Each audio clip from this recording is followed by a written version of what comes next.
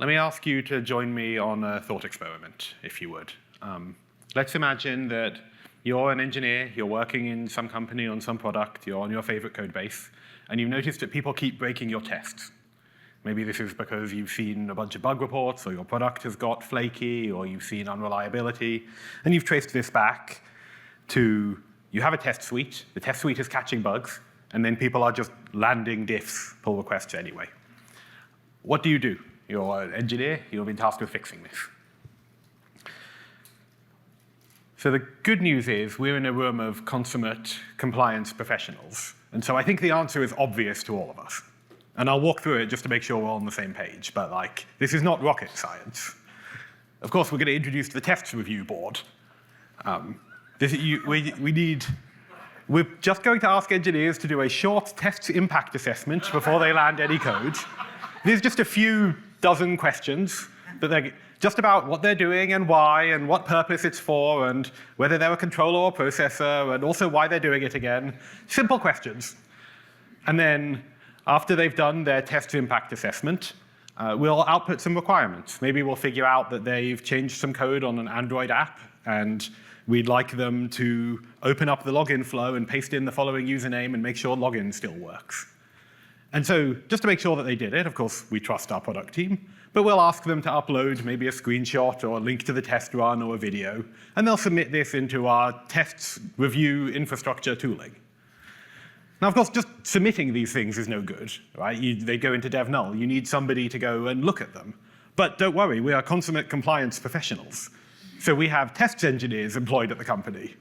And the test engineers are going to look at all of the submissions that people made, because they're enablers. We're trying to help people make sure they respect users' tests. And don't worry, most of the time people will do tests correctly, and so the test engineers will approve the launches and everything will be fine. But sometimes this might go wrong and people might run the tests on iOS when they were supposed to do it on Android. And so if a test engineer finds that there's any bug, no problem at all. They'll just open a ticket and they'll assign it back to the product team to be completed within the test impact assessment SLA. Right? This was all obvious. We all know this. OK, I can't keep a straight face. I mean, you're not going to do this, right? It's super painful. It's a super heavyweight process. There's a bajillion moving parts. You need a bunch of test engineers to review these submissions. And that just means there's more failure modes for things that can go wrong. Now, of course, if you really had no idea what to do about keeping your tests passing, you might do that. But we're all engineers, right? We know that Jenkins was invented, 20 years ago. The actual thing that you would do is every time somebody makes a pull request, you have your Jenkins comment on it and run the correct tests. And if the tests are not passing, it will put a warning up and say, don't land this pull request, please. And people might have a bypass for this, and you might have to monitor how often people are using the bypass and how many tests you have failed, et cetera. But most of the time, I could call this shift left. This is not genius level thinking. OK, that was a warm-up. Forget everything I said.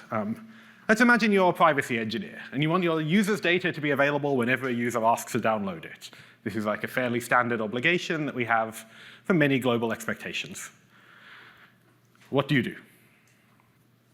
Well, great news. This is a room full of privacy professionals. We're going to implement privacy impact assessments.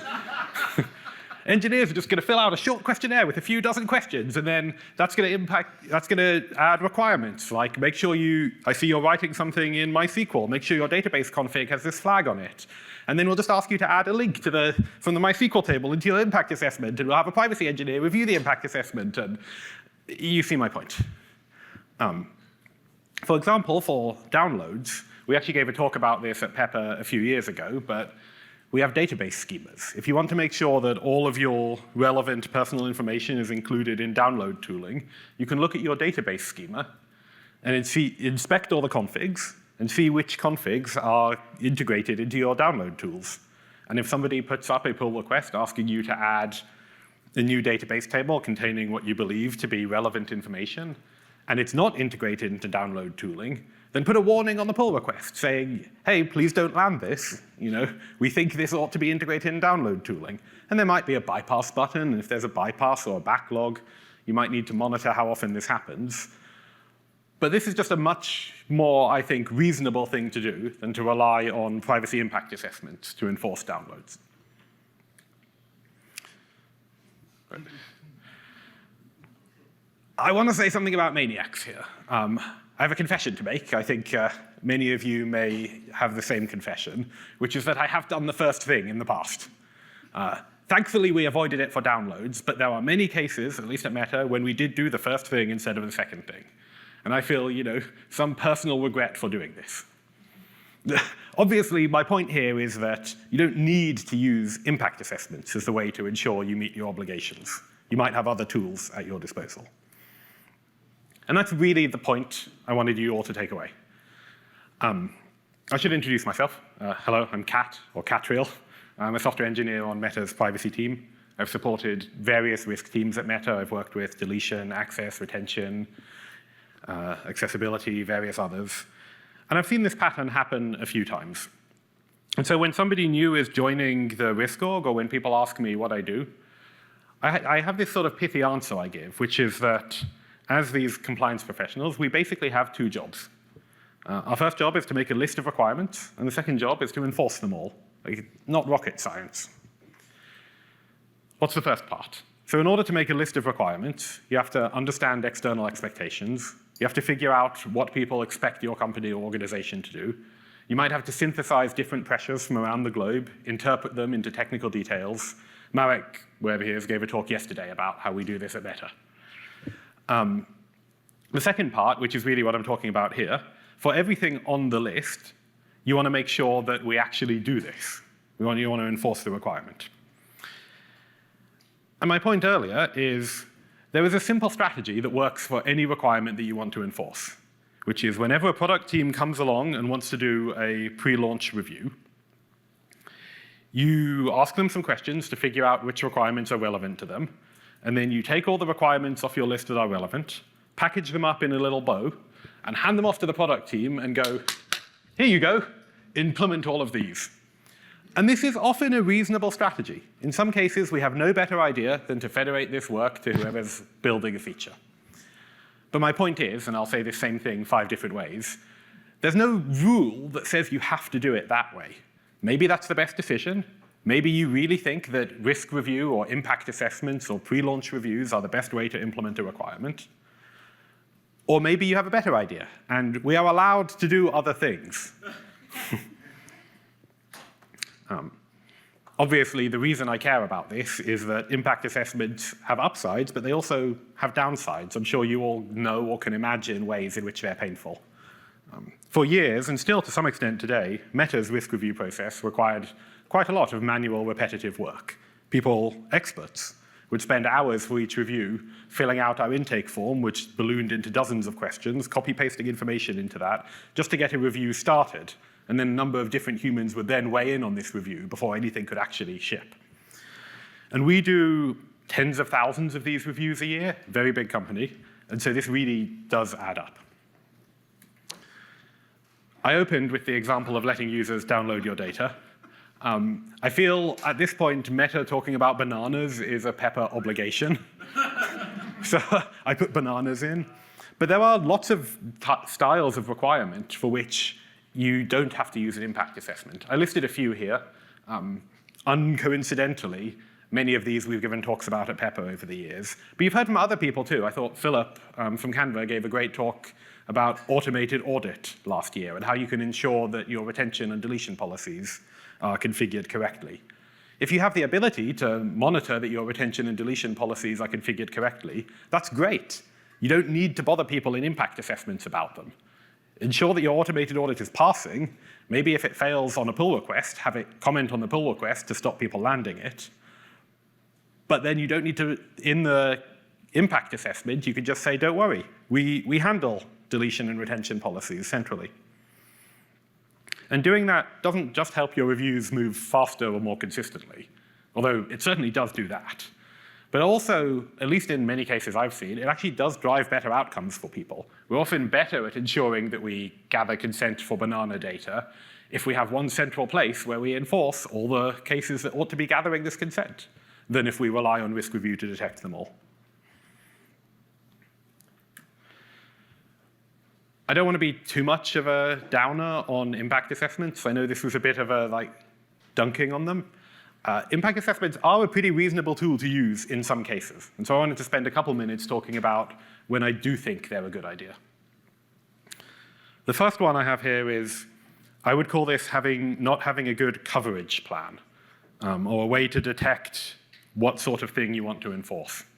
So imagine, for instance, that you have a really great design toolkit that helps people build a good consent experience. And you want to make sure that developers use your design toolkit when they're building a new consent flow or modify an existing one. This is not actually, unlike building a database schema, obvious to look at a pull request and identify this thing is building a consent experience. And so it might be kind of difficult for you to build some left-shifted way to push people towards this design toolkit. I haven't talked much about AI in this talk, and I could have a whole different talk about AI for risk reviews. But I will note that LLMs, at least in our early experiments, are quite good at figuring out whether somebody's building or modifying consent experiences. And so actually this calculus does change if you determine you have a good recall on pull requests. Another challenge, or another better argument for using risk assessments, is if you want a human to make some kind of qualitative judgment. So let's say that you want to make sure that your transparency disclosures are clear and easy to understand for users. It's not super obvious how you would, one, detect that somebody is making a new transparency disclosure, and two, evaluate it for clarity and ease of understanding. Again, LLMs may change this calculus, but you may want to put this in a pre-launch impact assessment or risk review so that a human can look at it and think, do we feel this is good enough? A third option, and this comes up surprisingly often for us, is if you actually don't know what you want to enforce yet. So to use bananas again, let's say some team comes to you and says, we want to consider using banana data for bread purposes in California. And you just don't know whether you should say yes or no yet. You haven't taken the interpretation decision of what the rules are about banana bread in California. It's therefore very hard for you to get your automated enforcement to enforce on them. You don't know how to configure it. And so in that case, the first time they come along, you might actually want to send them to a human review where you decide, okay, in California, it's actually not good to use banana data for bread purposes. Only the first time, of course. The second time they come along, you should be able to refer back to that decision and be like, we now know. We can configure automated enforcement. And then the final point I want to make, this is all about when should we block or bother a product team when they're doing a pre-launch review. But risk assessments or impact assessments are also used for compliance documentation. Right? You want to be able to look back at a launch and say, hey, did we think about deletion risks or banana risks or system cards or retention or whatever? And so in that case, you don't want to look back at a risk review and have it not say anything about deletion. You want to look back at it and have your compliance documentation say, hey, this product team came along and they wanted to do something. We thought about deletion, but don't worry. We have a system, an automated audit in the Canva language, that checked that their deletion is good. And you probably want to generate some evidence from that system and conceptually staple it to your impact assessment so you can then look back and say, I actually did mitigate this risk.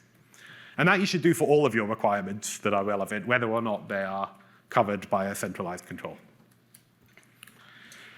I want to wind up with maybe a little bit of data from Meta. We have done this. We have been taxonomizing our requirements. We have, as of last week when I pulled this, about 400 requirements that comprise all of the privacy things we think we ought to do. And these include all of the things you saw on the slide, deletion, retention, cross-app data use, all the stuff you would imagine to appear in there. And of those requirements, as of last week, about a third of them are covered by these controls. And that means we've built some system that enforces them totally automatically. That system has verifiers or automated audits that run systematically and check that it's working. The requirements will still appear in impact assessments. But the product teams won't need to do anything about it because we'll staple some evidence in that says, don't worry, we covered this all for you. And we'd like this number to increase over time as we continuously improve our privacy program, build more controls and verifiers, and try and bother product teams less and enable them more. So that's really basically the point I wanted to make, and I'll wrap up now.